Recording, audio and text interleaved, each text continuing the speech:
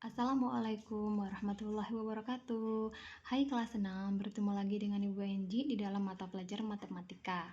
Pada pertemuan kali ini, Bu Enji akan melanjutkan ke modul 16, modul yang terakhir di dalam mata pelajaran matematika.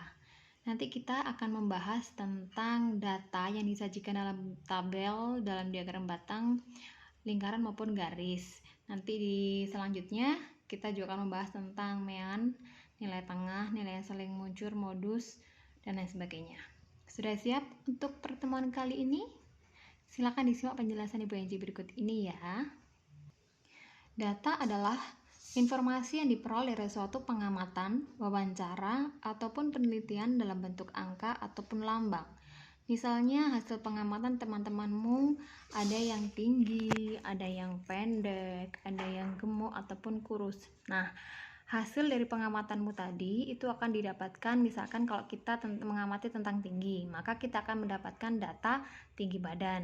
Kita mengamati tentang gemuk atau kurus, maka nanti jelas kita hasilnya datanya adalah tentang berat badan. Nah, data yang dihasilkan, data yang diperoleh itu bisa berupa dalam bentuk angka maupun deskripsi. Kalau data yang diperoleh dalam bentuk angka, maka datanya disebut dengan data kuantitatif. Kalau data yang dihasilkan dalam bentuk deskriptif, misalkan desa Sukamaju terlihat sangat hijau karena banyak sekali tanaman hijau, banyak sekali pohon-pohon. Nah, itu deskriptif datanya, hasil datanya. Data yang sudah dihasilkan tadi, yang sudah kita peroleh, maka nanti kita sajikan dalam bentuk beberapa penyajian data. Nah, seperti apa disajikannya? Ada yang bentuknya tuh disajikan dalam bentuk tabel maupun diagram. Nah, diagram ini pun ada beberapa jenis, yaitu ada yang diagram lingkaran, ada diagram batang, dan juga ada diagram garis. Yang pertama kita bahas adalah data dalam bentuk tabel. Misalnya di sini didapatkan data nilai ulangan matematika kelas 6 SD doyan makan adalah sebagai berikut. Jadi nilainya ada 6, 6, 5, 7, 8, 8, 4, 9, 8, 8, 9, 9, 6, 4, 7, 7, 8, 9, 10, 8, 8, 9, 9, 4, 5, 5, 8, 9, 7, 7, 6, 9, 8, 7, 7, 8, 9, 8, 10, 10. Nah, data ini tadi, semuanya ini tadi kalau Ibu hitung itu ada 40 data. Nah, bagaimana caranya kita ubah data ini ke dalam tabel? Caranya adalah yang pertama, kalian tentukan dulu nilai matematika, nilai ulangan matematika ini yang paling rendah, kalian urutkan sampai ke nilai yang paling baik, jadi paling besar. Di sini berarti nilai yang paling rendah adalah nilai 4. Yang lebih besar itu nilai 10. Nah, kalau sudah kita urutkan, baru kita cari banyaknya. Jadi anak yang nilai mata ulangan matematikanya dapat 4 itu udah berapa? Kita hitung ya. 1 2 3, udah ya. Jadi yang dapat nilai 4 ada 3 anak. Sekarang yang dapat nilai 5 ada 1 2 3. Ada 3. Ini tadi banyak salah, makanya dicoret. Yang dapat nilai 6 ada 1 2 3 4, ada 4 anak. Yang dapat nilai 7 ada berapa? 1 2 3 4 5 6 7, ada 7 anak. Yang dapat nilai 8 ada 1 2 3 4 5 6 7 8 9 10 11, ada 11 anak. Yang dapat nilai 9 ada 1 2 3 4 5 6 7 8 9 anak. Yang dapat nilai 10 ada 1 2 3, ada 3 anak. Nah, dari sini sekarang kita jumlahkan jumlah banyaknya siswa. 3 tambah 3 6, tambah 4 10, tambah 7 17, 17 tambah 11 28 ya, 28 tambah 12 40. Bener ya? Jadi ini tadi kan sudah di Ibu Enji hitung nilai ulangan matematikanya itu ada 40. Nah, begitu kita ubah dalam bentuk tabel, ternyata sama aja jumlahnya 40. Jadi dari data nilai ulangan matematika kelas 6 SD doyan makan, maka bisa kita ubah dalam bentuk tampilan tabel seperti ini. Nilai yang anaknya nilai 4 ada 3 siswa, nilai 5 ada 3 siswa, dan seterusnya. Jadi kalau datanya ini sudah diubah dalam bentuk tabel, itu jadi lebih rapi, jadi lebih ringkas begitu. Paham ya? Jadi tadi triknya itu kalau mengubah data disajikan dalam bentuk tabel, kalian harus tentukan dulu nilai yang paling kecil, baru diurutkan datanya ke nilai yang paling besar. Kita tinggal menghitung jumlahnya berapa di masing-masing data yang paling kecil sampai besar tadi. Paham? Kita lanjutkan ke bentuk diagram batang. Nah, kalau diagram batang, ini ada dua yang tegak ini di sini sebagai banyak siswa, yang mendatar ini nilainya. Tadi kan diketahui ya bahwa sini yang dapat nilai 4 tadi ada 3 siswa, yang dapat nilai 5 ada 4 siswa, dan seterusnya. Jadi tinggal itu aja, digambar aja untuk batangnya. Gampang kan? Paham kan? Kalau untuk tabel atau diagram lingkaran ini ada dua jenis ya lingkarannya. Itu bisa kita pakai satuannya, ada yang pakai derajat, ada yang pakai persen. Nah, kalau yang pakai derajat ini berarti satu lingkaran penuh ini sama dengan 360 derajat. Di sini dicontohkan. Dalam berikut ini contoh data panen Desa Sukatani. Padinya ada 400 ton, jagung 200 ton, ketela 300 ton, kelapanya 100 ton. Nah, jumlah hasil panen semuanya di sini ada 1000 ton. Nah, penyajian diagram lingkarannya bagaimana? Kita cari dulu yang pertama padi ya. Padi di sini 400. Caranya begini. Kita mencari derajatnya si padi, maka hasil panen padi berapa dibagi dengan hasil keseluruhannya dikalikan 360 derajat. Kenapa dikalikan 360 derajat? Karena di sini kita tadi diagram lingkarannya kita pakai satuan derajat. Jadi kalau misalkan dimintanya dalam satuan persen, maka nanti dikalinya kali 100%. Paham ya? Jadi padi ini 400 dibagi keseluruhan panennya 1000 dikalikan 360, jadinya adalah 144 derajat. Jagung 200 dibagi keseluruhannya panen 1000 dikalikan 360, hasilnya adalah 72. Ketela juga iya, 300 per 1000 dikali 360 hasilnya 108. Kelapa 100 per 1000 dikalikan 360 hasilnya 36. Nah, jadi di sini kalau sudah ketahuan berapa besar derajatnya, baru kita bisa gambarkan ke dalam diagram lingkaran. Yang paling besar di sini kan ketela. Padi 144. Jadi diperkirakan aja yang paling besar itu gambarnya sesuai dengan hasil dari penghitungan derajatnya tadi. Gampang kan? Yang ini kalau di diagram lingkarannya dalam satuan persen. Sama kayak yang di derajat tadi, cuman kalinya itu beda. Kalau yang di derajat kan tadi kan dikalikan 360 derajat. Kalau yang ini karena persen maka dikalikan 100%. Kenapa 100%? Karena satu lingkaran penuh itu pasti sama dengan 100%. Sama kayak tadi si padi tadi 400 ton dibagi dengan jumlah keseluruhan panennya ada 1000 ton dikalikan 100%. Hasilnya adalah 40%. Jagung dengan cara yang sama ya.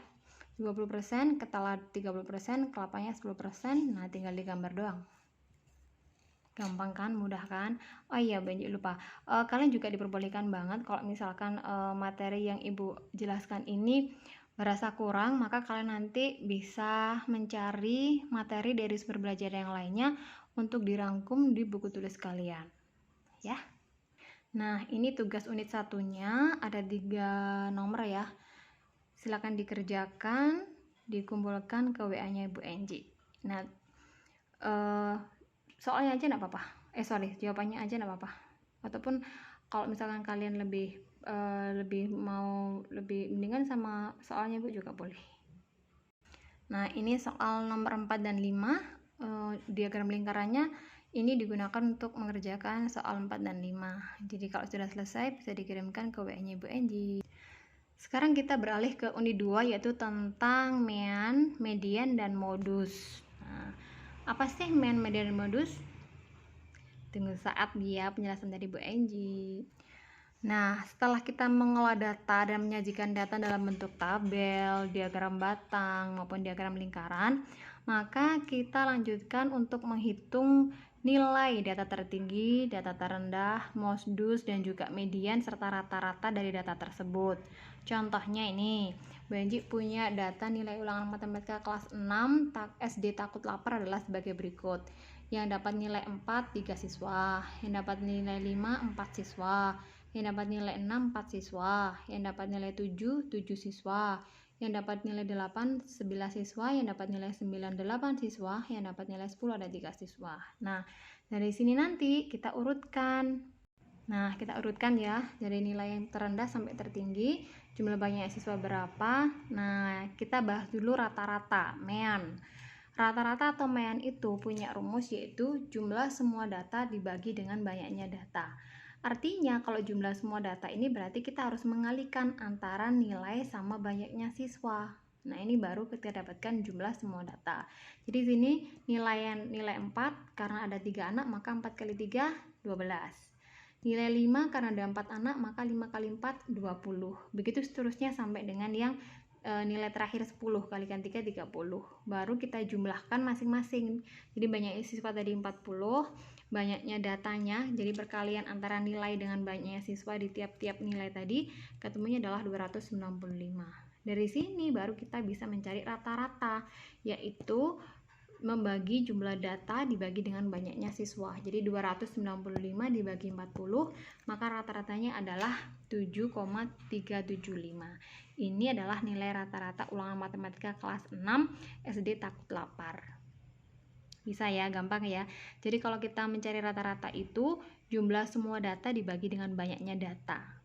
Untuk mencari jumlah data itu maka kita harus mengalihkan antara nilai dengan banyaknya nilai tadi berapa begitu. Sekarang kita lanjutkan ke modus. Modus adalah nilai dari suatu data yang sering muncul atau yang memiliki frekuensi terbanyak. Yang artinya itu nilai yang paling sering muncul berarti nilai yang paling banyak dimiliki, yang banyak muncul di data itu gitu. Misalnya di sini kan tadi nilai 4 ada 3 siswa. Nilai 10 ada 3 siswa. Jadi kalau kita cek di sini maka nilai yang paling sering muncul itu yang paling banyak berapa? Ya di ini kan di angka 11 ini, ya kan?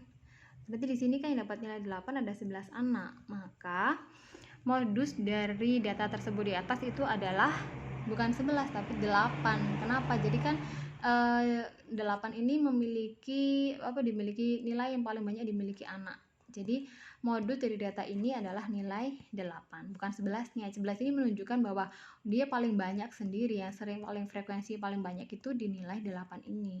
Jadi modus dari data nilai ini adalah nilai 8. Paham ya? Jadi modus itu pokoknya frekuensi yang paling banyak yang sering muncul. Kita beralih ke median. Median ini adalah nilai tengah setelah data diurutkan dari setiap penyajian data. Jika jumlah datanya ganjil, maka median itu sama dengan suku yang tepat berada di tengah. Kita contohkan seperti ini. Kita cek di sini 1, 2, 3, 4, 5, 6, 7. Nah, kalau ini kan datanya ganjil. Nah, kalau datanya ganjil, pasti medianya itu tepat di tengah-tengah. Jadi antara 1, 2, 3, 1, 2, 3. Pasti nilai 7 ini adalah mediannya. Nilainya adalah 7. Kok bisa? Kan ini jumlahnya ganjil ya kan? 1 2 3 4 5 6 7. Ya kan? Di sini kan datanya ada 7.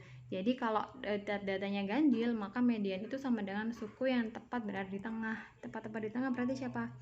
Ya si nilai 7, ya kan, karena di tengah-tengah.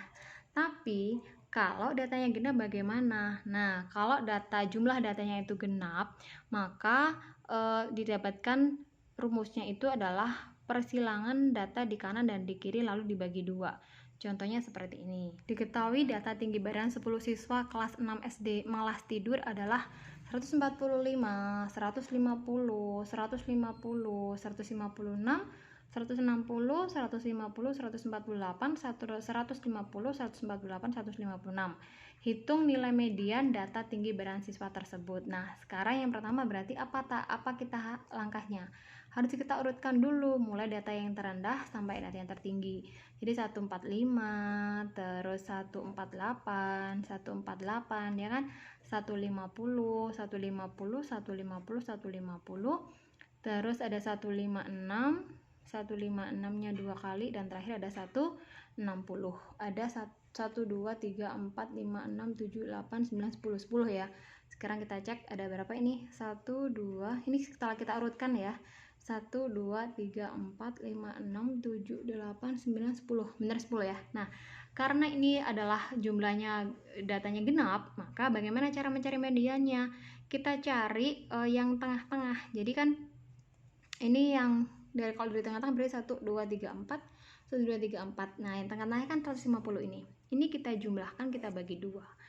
150 dijumlahkan, kita bagi 2, ketemunya adalah 150. Itu adalah median kalau jumlah datanya itu genap. Jadi setelah diurutkan, nanti suku yang tengah-tengah dari kiri sama kanan dijumlahkan, dibagi 2, ketemu deh medianya. Mudah ya. Seperti biasa, untuk lebih memperjelas materi yang telah Ibu jelaskan tadi, maka setelah ini Ibu kasih tugas ya. Tugas unit 2, nah ini ada satu data tabel ini digunakan untuk mengerjakan soal nomor 1 sampai nomor 3. Nah, yang diagram garis ini digunakan untuk mengerjakan soal 4 sampai 5.